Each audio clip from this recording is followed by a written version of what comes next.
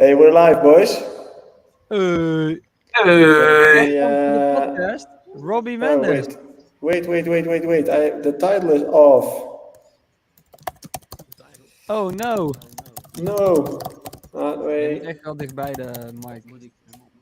Ja, maar dan wisselen we wel een beetje af. Yeah, your mic is also having a transient shaper. Exactly. one? My mic is good mic. Joey mic, not good mic. Oh, dude. All the preparation went wrong. Anyway, we are here. Are we live? Yeah, we are. Hello everybody that's listening. We're sorry for the chaos and the hall reverb that's on Joey's voice. That's all on my end. I am also sorry. Wait, let me just post all the stuff and then we're ready to go. Yeah, Riverside. How are you guys? Meanwhile, we have a guest this week that's actually live in Oh, my yeah. studio. What's up, Robbie? Hey, Robbie. Very great producer. Yeah, he's gonna introduce himself. Yeah. Yo guys, what's up? My name is. It's a bit soft. It's a bit soft. Check. Yo, I'm Robbie Mendez. I'm a music producer and I make music for over 16 years. So that's a long time. And What was that, 16 years. 16? yeah. You should go a bit closer because we don't hear you. Is it? It's not close enough. It's better now. Oh. Hij zit ook aan deze. Oh, okay. Sorry. Anyways, yeah. So I make music for a long time already. Released on labels as Spinning Records, Stamps Records, and yeah, got a few more songs coming up. And now I'm here. I was actually thinking, Robbie, because Jay mentioned that you were going to be here, and he mentioned the name, and I was like, didn't I know this name for like a long time, even when I was still playing? Well, I mean, like I said, I make music for over 16 years, so it might be, but I definitely know your name for sure. We talked about it the last time, remember? Yeah. So it could be, yeah. I plug the podcast everywhere I go, so yes, we definitely talked about podcast. Shameless plugging everywhere. Shameless plug-in. Oh, but nice to have you here, man. For some context, Robbie and me, we're working on some music. Very excited about that. It's not out yet. Otherwise, we would plug it here. But we met up today to work on music again. And in my tight schedule, there's not many studio days, and there's also not many podcast days, so I have to combine. But it's also very fun, I think, to have him as a guest.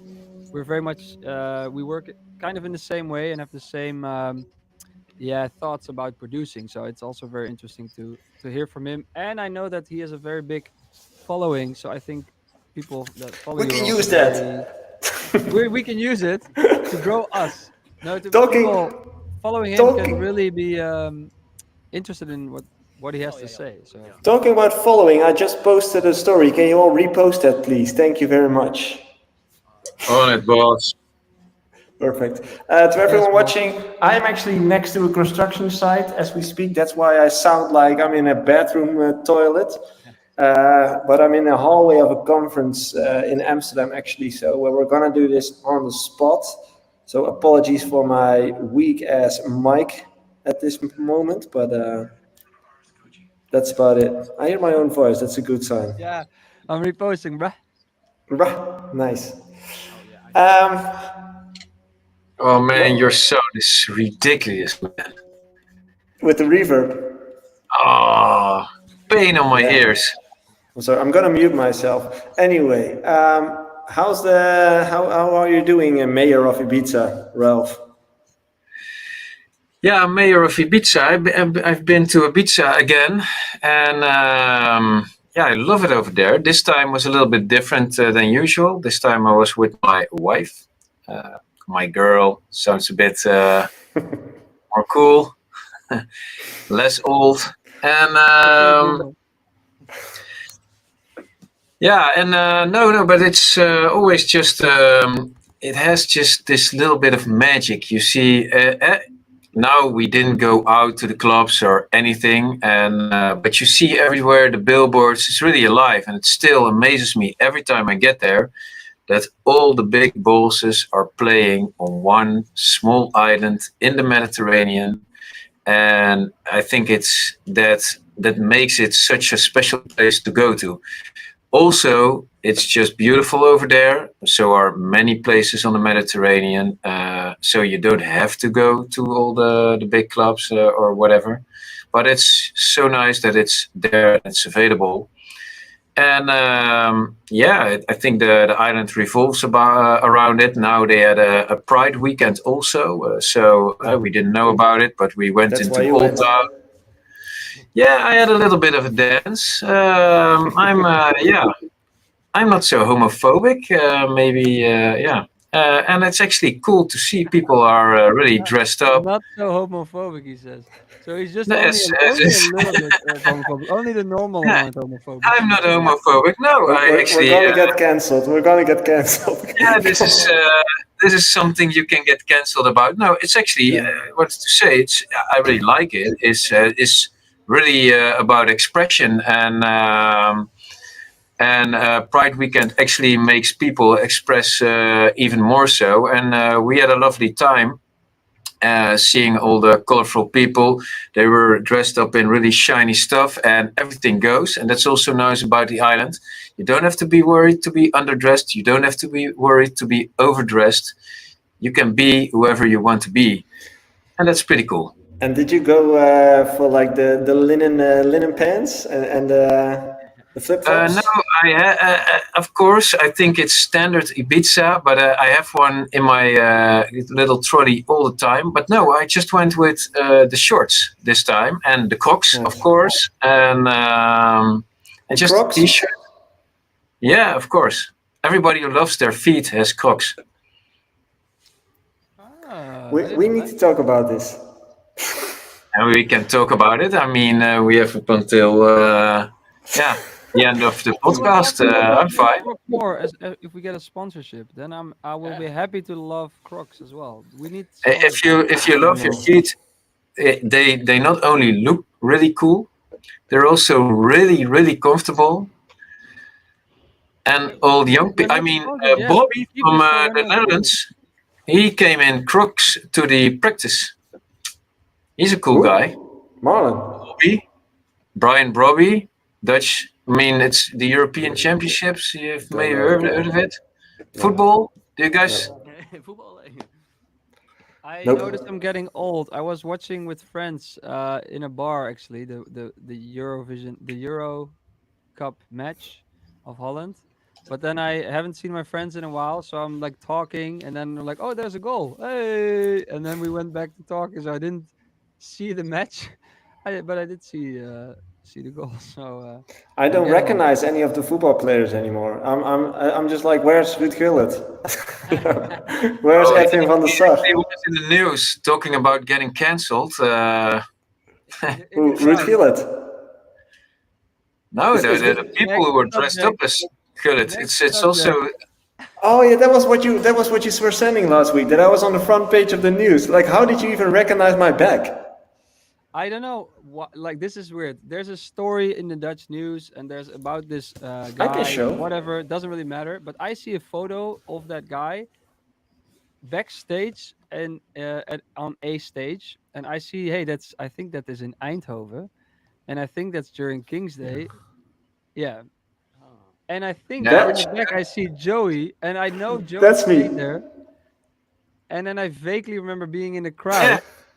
Were you in the crowd? I just thought, hey, is that Joey? And it was. So, Were you in the crowd back then? I think so. This must be like 15 or 16 years ago. Yeah. Or more. I think it's been like 2013, 2014 maybe. Yeah, I probably was in the crowd, and I vaguely remember something like that. But I also just recognized the Stadhuisplein in Eindhoven, and then Sick. I thought, I know Joey played there a few times, and then I see this long, thin guy, Big hair. big hair. It must be Joey.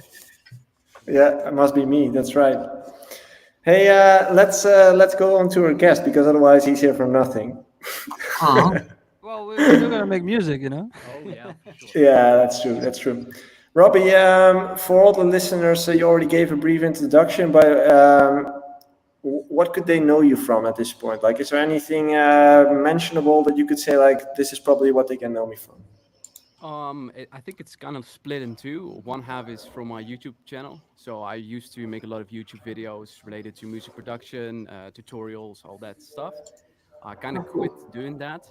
And now I'm also focusing on the social media part a lot. So I'm posting a lot of reels, shorts, TikToks, and name it. So partly that, and for sure also releases with the bigger labels like Spinning Records. I did some collaborations with Mike Williams, Justin Milo, and no, also with Jay Hardway now. So yeah, I think mostly for music production, people know me. Yeah, nice. I was actually looking at your Instagram page right before we went into this recording, Ooh. and you're kind of mastering the whole social media game, right?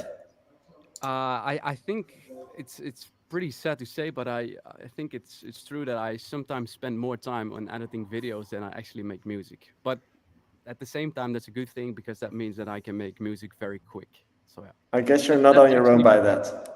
sorry. Yeah, I think at this point in the music industry, almost like 80% of the DJs and music producers are spending more time on socials, I would say. Yep. Yep. But I must say your socials look really well. You know, there's a lot of great videos there, well edited, Thanks.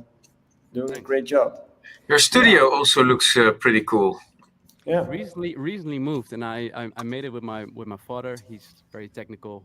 Okay, Thankfully, I'm not, but he helped me with building a studio. So yeah, it's it's impressive. actually it's just in an apartment building. So I got neighbors up, down, left, and really. right. So yeah, I'm very happy with it. So they became your biggest fans at this point. They haven't complained yet, but I assume they like And it. it's Can actually, oh, imagine. your studio is in an apartment building? Actually, the funny story is that I only had one room, so that's supposed to be my bedroom for sleeping. But I was like, no, I'm gonna sleep in my living room, and I will just make a studio in my bedroom. So Really? Ah, it really is a bedroom studio. Ah, nice, nice. I think for I have a studio now here that's like in an industrial area, which is really nice. I think this is also a big problem for starting artists, being at home with their parents or the parents asking to turn them down and the mhm. neighbors. Um, so I think you're also a bit lucky that you haven't had complaints yet. I had this in my old house in Amsterdam. I was Yeah. also quite lucky to not have any complaints about it when I worked there, and then I moved here to Haarlem. But yeah, I think how did you guys ever like all of you? Were you in a situation ever that you couldn't produce on speakers and you had to I figure worked on something out differently? headphones a lot of the times, but I'm so not a fan of it. Your ears No, get me tired neither. within the hour, and then you just make silly mixes. And you know me, I think Mhm. sound design really matters, and yeah, we had some discussions about that one. But yeah, yeah, you can get some work done, but it's so much better to have just your monitors pointed at you and a good volume button so you can turn down the volume every now and then. But it's also a really good one to learn to produce on low volume. You can actually hear it so much better. Yeah, for But sure. we all know True. ourselves, ears get a little bit tired. You want to feel the bass, so you crank it up every 50 minutes, goes a little bit harder, up Yeah, until the point somebody comes in screaming. Yeah, yeah. we actually last time me and Robbie were in the studio, we were like at the end of the day listening to all the stuff we made, and then we turn it up and you turn it up and turn it up because you like it so much. And actually, my Genelec speakers went into like there's this mode when they're clipping, they blink orange lights instead of yellow that now are green, and they then it's like turn your speakers down because otherwise you'll damage your speaker. So Damage your ears. and your yeah, for sure your ears that Yeah. already like after the whole day, but that's also a bit of a, a problem when you like it and you're like, oh yeah, let's turn it up, and then Yeah, but actually, if I speak for myself, I never produce on loud volume. Like I barely do that. Like even My though ear. sometimes I put it up, but most of the time I have it like on like 10% or something. But How to do you come back, control the volume? sorry. How do you control the volume? Are you using a knob or is it just like Yeah, just like the? just like a external audio interface. Hmm. But to come back on your question, because I moved recently into an apartment, I just gave my phone number to all my neighbors just in case. So I think that kind of just relieves the feeling of, oh, maybe they get mad on me because I play loud music, but because I was first, like, hey, you can just send me a message, whatever. Then it's just so much more nicer to be in the studio, so they can just reach out to you at the point that it goes crazy. The real story was he really liked his upstairs neighbor. It was so he wanted to hit on her, and he was like, "Hey, I just sent everybody my number." Like, Yeah, so it doesn't stand out. Yeah, it's actually a That's good tip, because I think to hit on I your upstairs neighbor. no, like giving people your phone number, as in, I started making music in my bedroom back home at my parents, and I could make music all day long, but I always stopped around 5 o'clock because then my parents and my neighbors got back from work. So between 9 to 5, I could do anything I want, which was a luxury at that moment.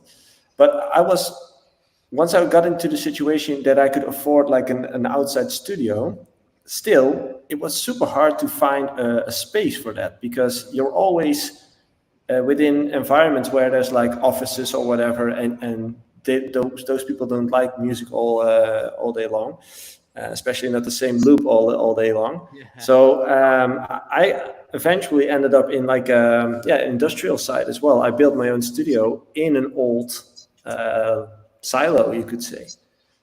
But it was at that time, it was freeing to me to have a space to go to outside of my home, so you can kind of have an on and off button, right? Instead of always be in the studio mindset wise. Now you can go to a physical place where you can work and come back and be at home and kind of tuned out. Yeah, that's the problem I face right now. Since it's like in my house, I'm always working, and that's Yeah, yeah. I mean, in that way, I prefer to have a studio for in future to really go to like 5 minute drive or something, so you can really disconnect. Because for myself, I'm like make music in the morning, and then during the day, and in the evening, and like it just doesn't stop. And that's simply yeah. because I have my studio in my home.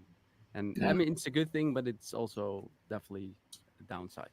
Yeah. Also, I always notice the drive home. I always listen to what I made that day, and that also really helps instantly to figure out even arrangement stuff or mix stuff because you hear like, oh, this part is too short, or this part is too long, or this the bass Mm. is too much, or and you get I used to a actually, part. Or, on the low end, we were actually just, Rens is working next door here, and we were just discussing a part in the mix.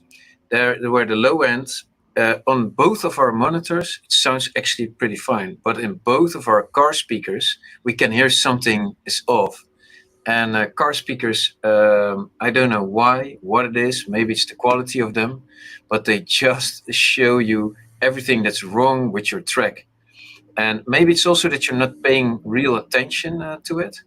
But no, we were actually just discussing it that in our cars we can hear some just 8 bars of the whole track. It just has this rumbling somewhere in the low end, and on our monitor speakers it just sounds fine. So actually, that drive back can be really helpful at some time.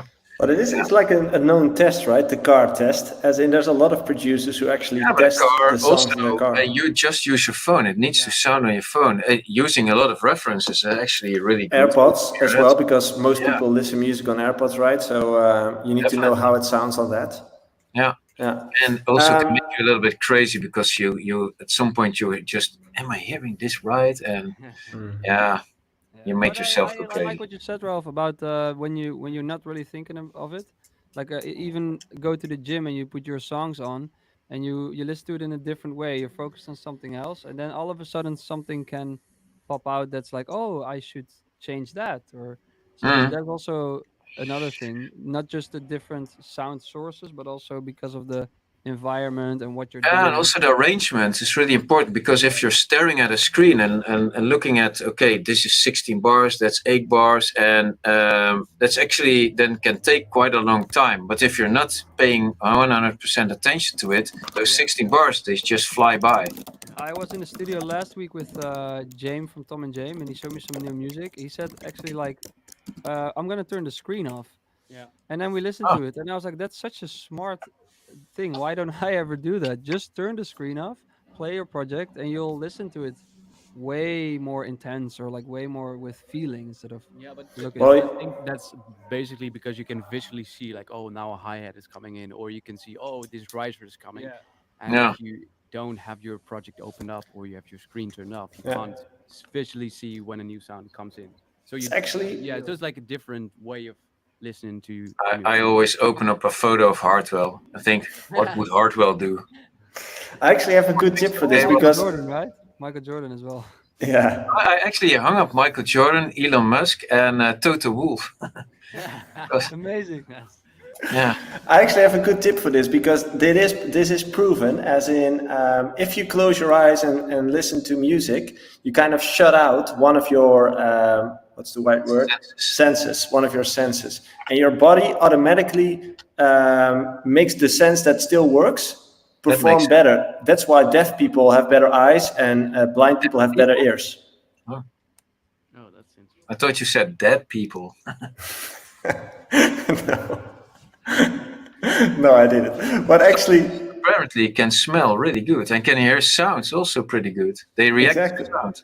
There you go. So Yeah. while you make music, and if you want to check the master, close your eyes. That really helps. But remember that we had this conversation right before the call that we mentioned that emotion is more important than, well, the actual how it sounds. Maybe this is a good one for you, Rolf. Like, how do you see this? Because you're like an absolute legend in mixing and Go, mastering, go, go, right? go. I The mean, thing He is, doesn't even know. He doesn't even know about the Ralph and Jay. oh no, no, what's uh, up with that? You don't know. no, the thing is, you need to Oh, feel it. That's Here we the go. It's no. funny that It's you ask because he doesn't know about it. oh, I Ralph no, and I me just are always like this, but Yeah. it's funny that the way you ask it, it oh, sounds like you know that Ralph and me are always oh a bit no, like. I have no idea. no, but it's so intertwined because if you don't feel it, you gotta feel the sound. You gotta feel that drop. You gotta feel that energy, and it's all about emotions. But if it doesn't sound right, you cannot feel it. So it's always a battle between that. I mean, if you feel a melody, that's pretty cool. But imagine this: you have this nice melody, the whole the atmosphere, it's all right, but then all the sounds come in and that's to drop, and it just stings when it drops. And then the melodies are not going to carry the whole track. It needs to sound good as well. Yeah. You have to do it all, the full 100%. And the mixer master is not going to help you. Yeah, They, it makes sense. It makes sense. By the way, Jay and Robbie, someone says that your volume is really low. So if you could speak a bit more from the Heb je mic, eigenlijk een input dat je that's yell. You an need to extra yell. input. Oh, Yeah, but I've got it's. like I the think it's better now. But it's yeah, still like close range mic, of course. yeah. So This is better. This is better. Good. You're actually really loud now and really Yeah. clear. dude. You got me right there. the idea is that I can speak like this and then it's No, still this is good. too loud. Just like if Yeah, you sit back, it's if better. you maybe do the volume a little bit back from the Is riverside. it good like this? Good. Now it sounds It's like too your loud. master. Sounds like my latest track. This is better also. Yeah. Okay, it's like this, So, and I and- talk from here. And if Yeah. I talk like this, is it still doable? Yeah, a Or little is bit it- Stop soft now. Yeah. There you go. Oh, there. Sammy says it's much better. There you go. Let's go. Okay, good. Anyway, Robbie. Yeah. Robbie.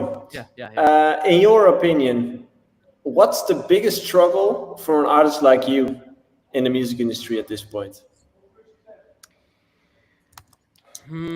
I think, and I can't speak for all, but if I speak for myself, I feel like the balance between making music and putting yourself out there is a struggle a lot of people face, including myself. Because eventually, I just want to make music because that's what I like, but I want to also get discovered. So the balance is very hard that in that way. Um, but I think you have to deal with it. Like you can always complain, but you just have to accept that this is just a new era and this is how you do it. Um, yeah, I think that, but that's the biggest struggle for most of us. This is because I see a lot of people commenting like, why is social media became so important as being a music producer and DJs and all that stuff. So I feel like a lot of people face the same, but in the end, yeah, you just have to deal with it. How do you keep that balance between those two things? I've eventually reached out to people who were doing way better than I do on social media and asked them for tips. I've done like courses on social media and how to approach it the right way. Like, let's say we can talk hours about what's a good hook for a video, for instance, to make sure that people still watch your video, which is of course what you want. So I just spent a lot of time and effort into, yeah, putting in the time to make it work. Yeah. And what are your top learnings from that?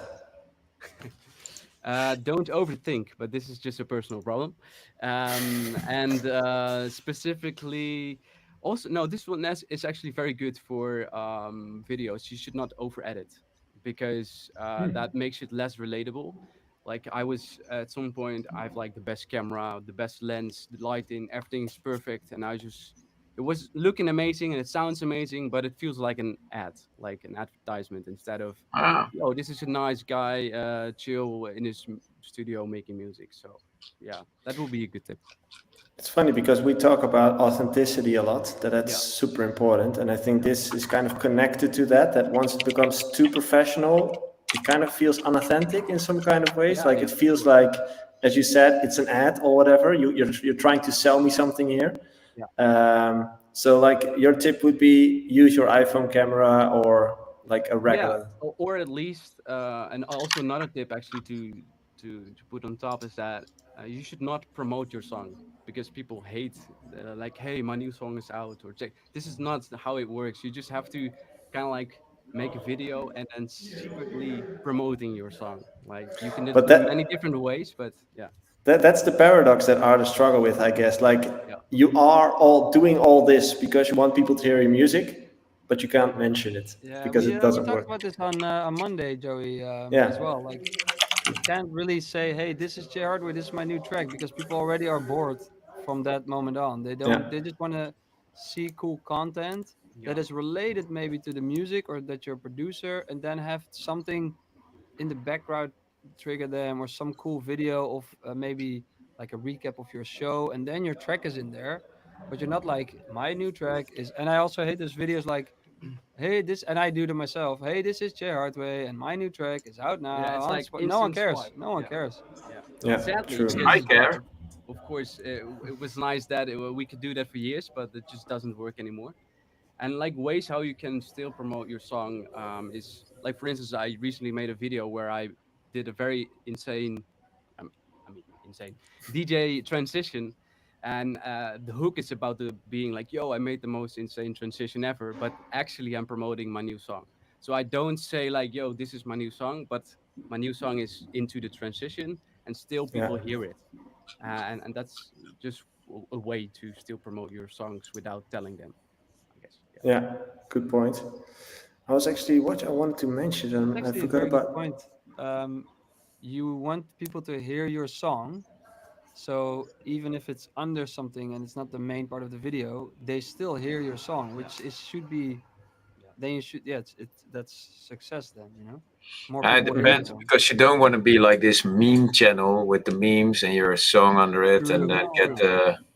That's what I see sometimes as Mm. well. Yeah. It's the same struggle for us, Robbie.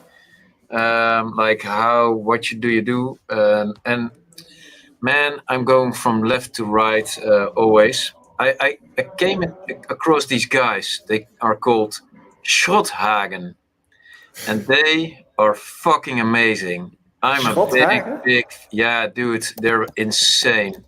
Shameless plug, not for myself, for Schothagen. These are two guys. One is like 62 years old. The other one is like 28ish. I don't know. And they make like this cinematic techno music, Mm. but they just record themselves sitting in front of the computer. The young guy always just goes totally berserk, and the old guy just sits there being a little bit like I don't know what, Mm. and it just adds up. It's all artistic. It doesn't look cool, but it's just real, and their music is also insane. and authentic, because I never came across some people that do it like that. And then uh, then I think like, okay, it shouldn't have to look really cool, but then I also swipe a little bit further and I come across some really like quality content, and I also stay watching. So Mm. there's more to it. And but when you tell me that that's now also eating out of your making music time, that for me that's is really conflicting, because then Jay always says I'm a musician at heart. I'm not a social media guy. Mm. Oh man, Yeah, but bottom I think line, if there's I no can, conclusion. Yeah. oh sorry, oh No, no, I'm actually always done. But yeah, yeah, I think personally, I mean, I kind of struggle with this as well, but I think you should, as an artist, you should approach it more from a business perspective. And yeah, we can just still stay in the business perspective from 2020, 14 or whatever. We're now in 2024, and the business strategy is social media. So you can just complain, but you can also adapt to it. yeah. And I mean, like, I have dozens of songs laying around, and if I don't promote them the right way, yeah, I mean, who's gonna listen to it, right? Nobody. And Yeah. specifically in my case, because I haven't had my breakthrough yet, so I have to find my way through it. And for me, this is for now like the best option. By the way, his stuff, like his new stuff, like really awesome. Like really, Yeah, really yeah, no, good stuff. I checked out also the old stuff, and I also know some Yeah, records, a yeah. few And from there's way back. Yeah, he has so much stuff on his computer. He showed me last time as well. It's gonna he's gonna blow up for sure.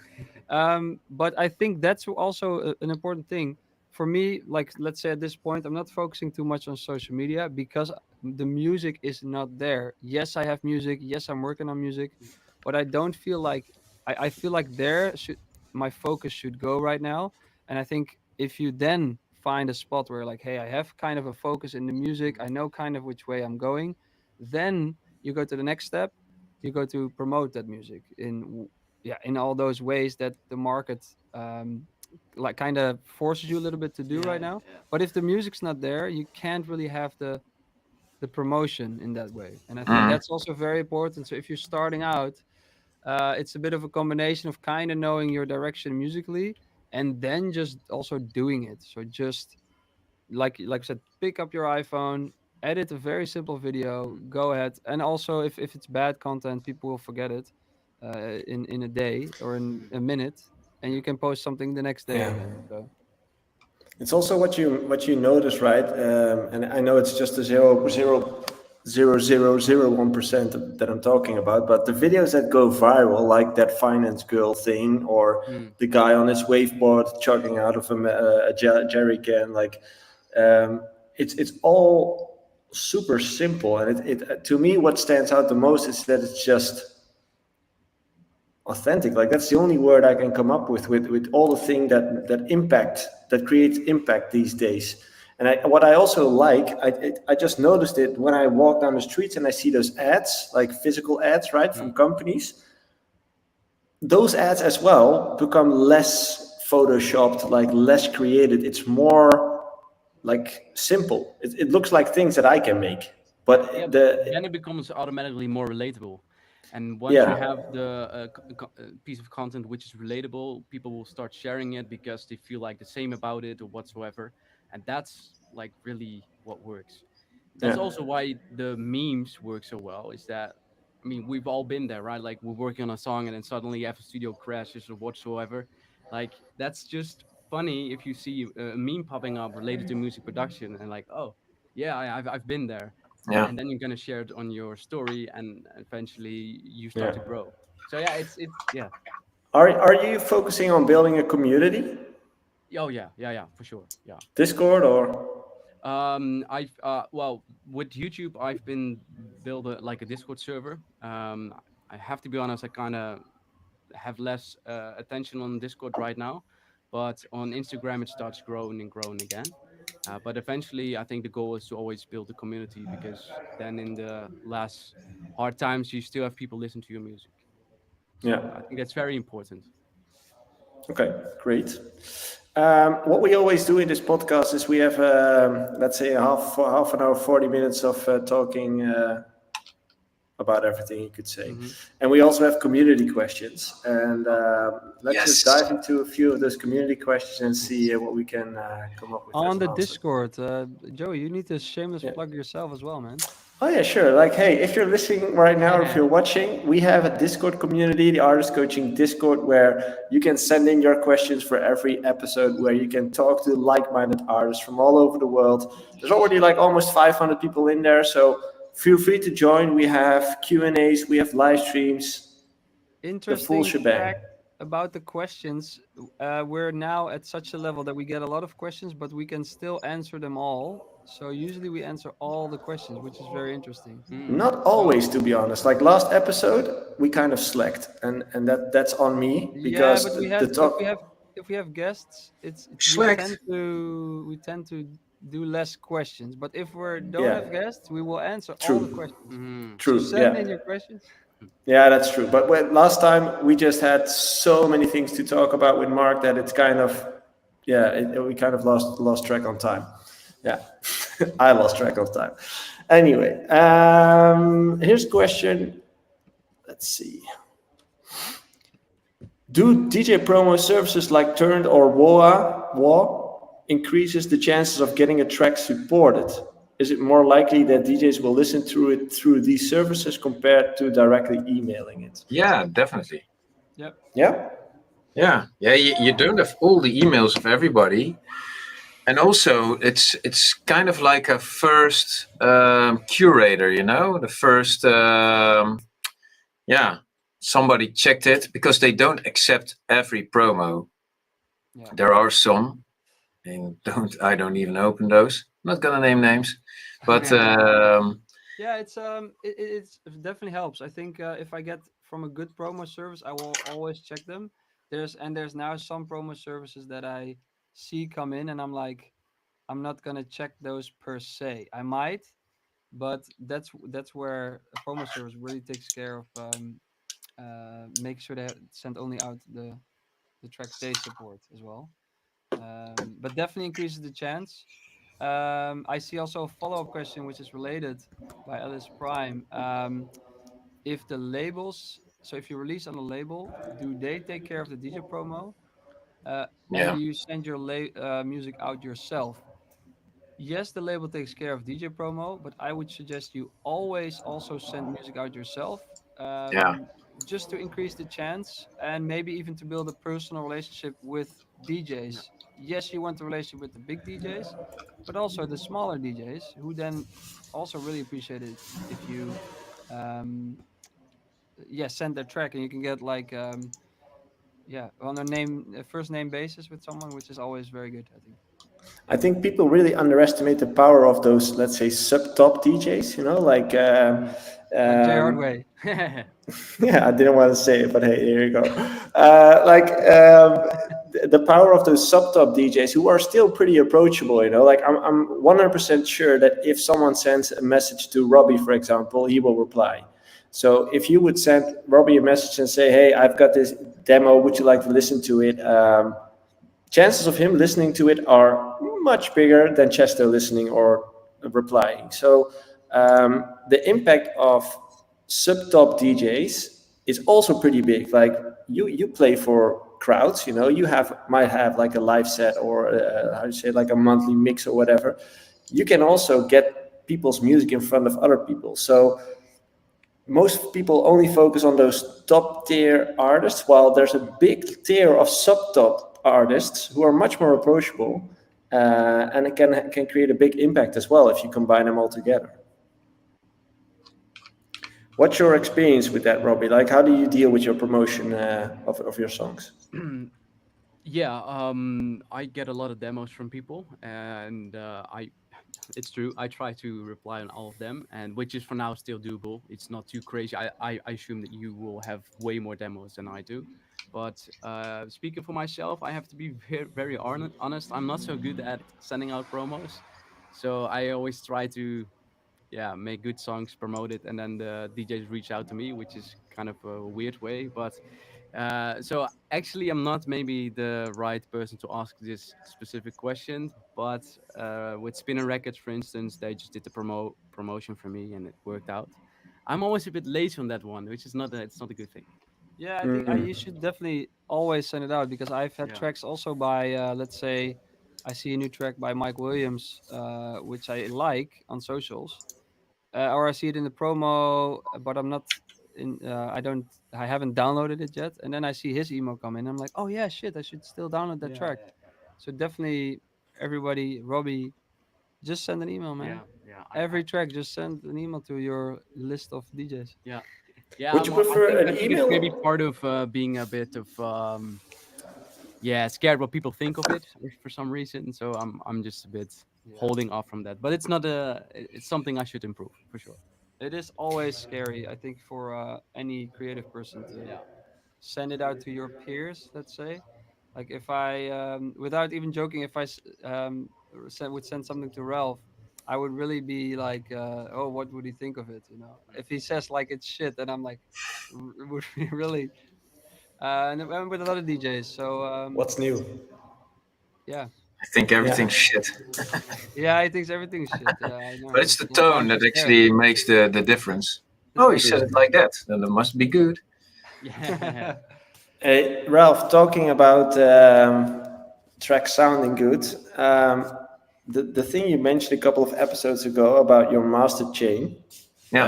the people in the community keep on wondering about that. Like, what is on that guy's master chain that is so Thing is special? simple, and I explained it multiple times.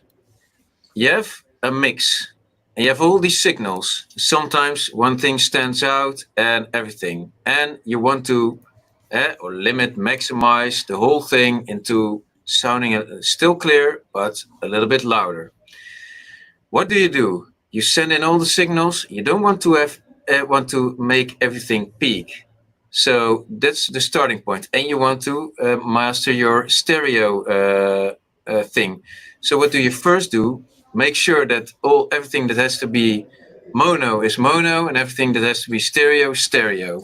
So you can start with an imager. Easy enough, right? Then you want to make sure that everything that you can actually compress it a little bit, and then you use a clipper so no real things stand out. And then you can use a multiband compression. You have your lows, you have 4 different sections. Then, if you like, you can start. I always use the ozone limiter, and then at the end maximize. You want to. The thing is, why keep that order? I'm actually now saying so much stuff. Is the order okay? I need to check it. But why keep that order? You want to protect those transients of your kicks, because those are the ones that needs the heart to go pumping harder, and that's why you use a certain order of working, or else those limiters will react on stuff or the compression, and make sure that those kicks and everything get muddy, and you don't want that. You don't want to clip too hard, because or else it will sound distorted, and that's why you use that order. And I actually just made a picture of a contract of all the royalty stuff, and I will make a picture again. This Man, it's hard work. this to me sounds really like there's this golf video of a guy says the golf swing is actually really simple, and then he Yeah. goes on with like tons of terms and information. No, it's just a lot of information. Let's see. I actually have my free open right here. So I think it's like it's all those things that Ralph mentioned. They do make sense, but you need to. I think it's good to start with a maybe basic master chain that you've learned from a YouTube video, just to see like, hey, what it does, or maybe it works for some tracks. But it would be no, great if you understand every single part you're doing. If Ralph says mono stereo, you can copy that and just put like, oh, the bass needs to be in mono, but you can think about why is that important? Why does this sound need to be in stereo? Um, no, but the low end needs to be yeah, mono. but what I'm saying Simple. is you need to understand. eventually why you're doing stuff. Definitely, but That's that's why I say you have, it has to be in a certain. I mean, yeah. there are probably more orders that can work, but it has to be in a certain order, and there's a real logic behind it. And I'm actually pretty convinced that this is one of the best orders there is. It really works, and I have it open right here. I start with the imager, then You can share your compression. screen if that's possible. Yeah, let's see what's on here. Yeah, why not? Nee, nee, nee. There's always some. How do I do that? There should be a button down. I think you can do that as well. Or am I the only one? Share screen. Here it is. Venster. Yeah. And Oh then man, should you be- do see what I'm working on. Okay, fuck it. It depends on if it's. Oh, there we Yeah, go. it's. You can see the title now, but fuck it. Mm. It's out before everything. Yeah. Okay, so you see here, this is for automation purposes. Then you go to the imager, which is this one, and no, yeah. And here you can see band 1. It's just to make sure this is more mono and this is broader. Then you get the compression, and you need to tweak it for yourself. Don't use these exact settings; that won't help you. Then you go into your dynamics. That's the multi-band, and you need to, of course, here also. I started from a preset and then started tweaking all those things. This is actually an inflator, which is off right now. But why do I use an inflator? It's actually sometimes it's just good to pump the sound. And is one of these things that I don't know how it actually works, but I just use my ears, and I usually don't even go further than this setting. And I just listen to it if it sounds better. It's like the one-up or the sound goodizer, but it's an inflator, and it can just help. I also don't know what the Gullfoss, how it actually works, but I get to that. Then you use the clippers, so everything that clips gets cut off, and that actually then it gets cut off in a certain way. Depends on if you make it like how do you say it? What's this called when it's like this? Then it's like hard, and when you use a little bit slope, it's less hard. Everything that clips gets distorted. That's how distortion actually works. Yeah, I hope it makes sense still. This one here is like this AI tool. It repairs frequencies. I have it here on 15%, so it's, yeah, that's also a thing I don't know really how it works. Then the limiter comes on, it's on 0%. Big chances it doesn't do anything. And then in the end, you use the maximizer. Make sure it's on transient, so you keep protecting those transients. And this is the final form after this. So I think that answers the question. Thanks for sharing this. I think you've made a lot of people happy, I guess. Oh yeah, but it's still, it makes sense. There is logic, there is science, and this is not emotion shit. This is just thinking about how a certain order needs to be, and it works. Yeah, and of course, like the Noveltech and the Gullfoss, I don't know exactly what they do. That's when, well, like Mark Otte last time says, like Gullfoss, I first put it on 100%. How does it sound now? And then I put it back. That's how it always works. Noveltech also crank it up, see how it sounds, what characteristics are being inflated for that matter, and then put it back so you can hear what it does by really cranking it up and then go back. And those aspects of a mastering chain, you don't really control everything of it, but yeah, in the way of order, in the order of these things, you can control like 89%. And I think that's really important, so you know what you're doing and why you're doing it. Especially the why is important. It can be very overwhelming. What I've noticed, like back in the day with YouTube and stuff, always have to do that. But if you don't understand why, then it's like kind of, oh yeah, I put that on, but why? And if you understand why, you can also make better choices and make better settings in those plugins. So it's and sometimes it also takes some time and some years of experience to understand the why. And I think that is also important for you're not gonna see this message in by Ralph and understand everything. That just takes It's experience. also pretty good to understand. I always have a hard time explaining it, but like, what does compression do? It's way different than a clipper, and it's way different than a limiter, and it's also different from a maximizer. And they all have this way of working for you, and that's why they work better in a certain order. And yeah, that's something you need to look up on the internet to see, and there's people that can explain it and make it sound simple, and then you have to reproduce it, and it's not so simple anymore. But it's good to understand what they all do. And If you've just been listening to this or in the car or whatever, and you want to see it, Rolf shared his screen, so you can just watch the video on YouTube or on Spotify, and you can actually see the visuals if you want to. One more question for Robbie, because I'm interested in that as well, which actually just came in from someone who just joined the server, like during the call, so during the recording. Dietro, what's up? Is it necessary to release a track every month and focus on consistency, or is it more about the quality, Robbie?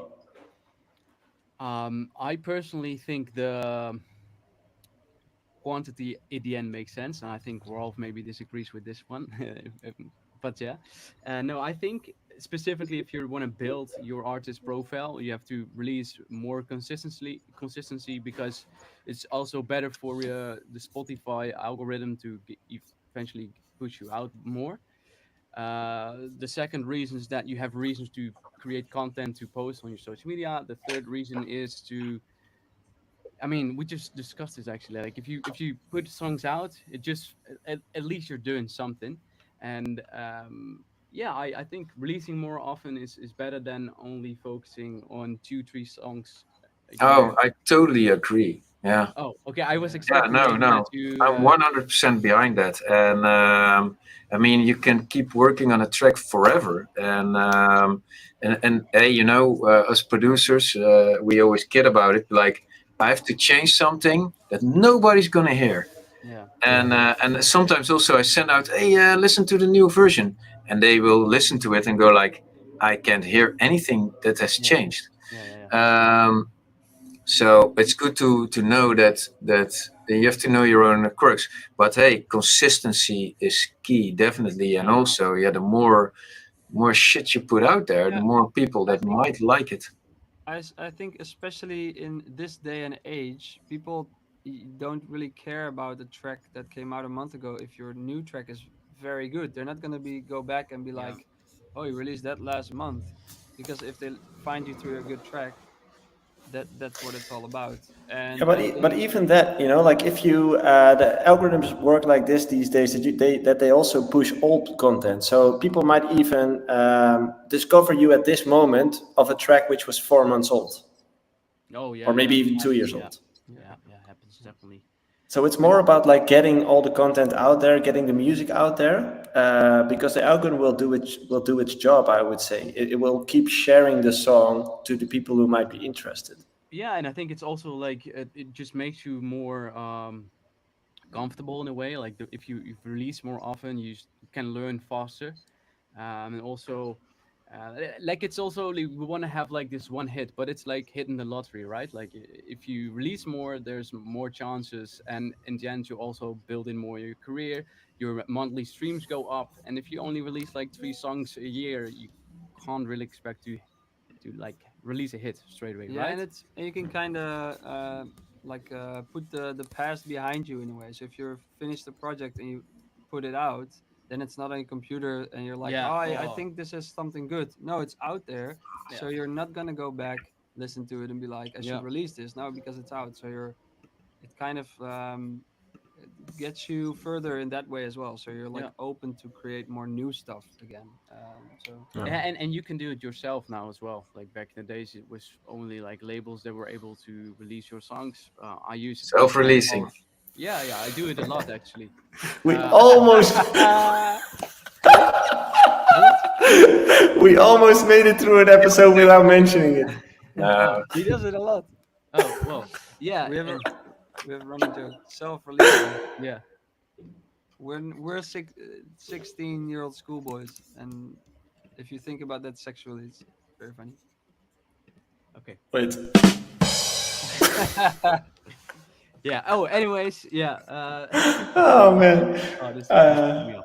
Yeah. Well, you get the point, I guess. You can just release more yourself now, and that's yeah, in a way good. So yeah, True. keep it Definitely. short. Very healthy 100%. as well. Doctor Very healthy as well. Like keeps you going. Yeah. Gets up the pressure. Yeah. Yeah, guys. I think we're gonna wrap it up for now. We're already almost an hour in, and yeah, it's time flies when you're having Do fun. we have questions that we missed? Let's see. I think we missed. Yeah, they keep coming in, man. Yeah. Yeah, like maybe this one. Do you have a strategy for your social media, like a content plan, or do you improvise? Robbie.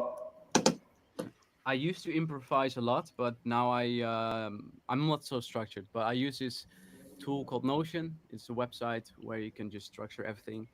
It's really great, and I use it too. It's really great. nice. And it syncs with your phone as well. So like whatever you put in here, it's also synced to your desktop. So it's great. But yeah, I make a song and then I just write all the ideas I have in mind. I write it in Notion, and I really start to structure out my social media plan for a song. So because otherwise it just doesn't make sense, right? To just gonna promote something, but you Yeah. have to have a plan. I think that it just makes so much more sense to have a plan. So yeah. Yeah, we talked about this previous few times as well about like your whole career. You need to have a plan as well, and I think per release as well, or with your social media, you also need to have a plan. You know, what are you actually building?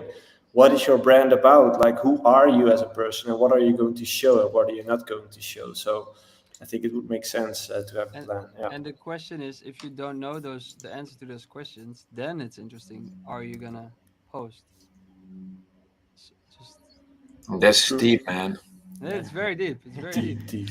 Yeah, Yeah. and I actually sometimes even script everything. Like if I have an announcement video or I have a video where I just talk a lot, I script everything out, so I just make sure that I don't say dumb things, and it also makes the video more, fast-paced and Yeah. so. No, I can tell. I can tell. You know what I also wanted to add is what I like to see about your socials.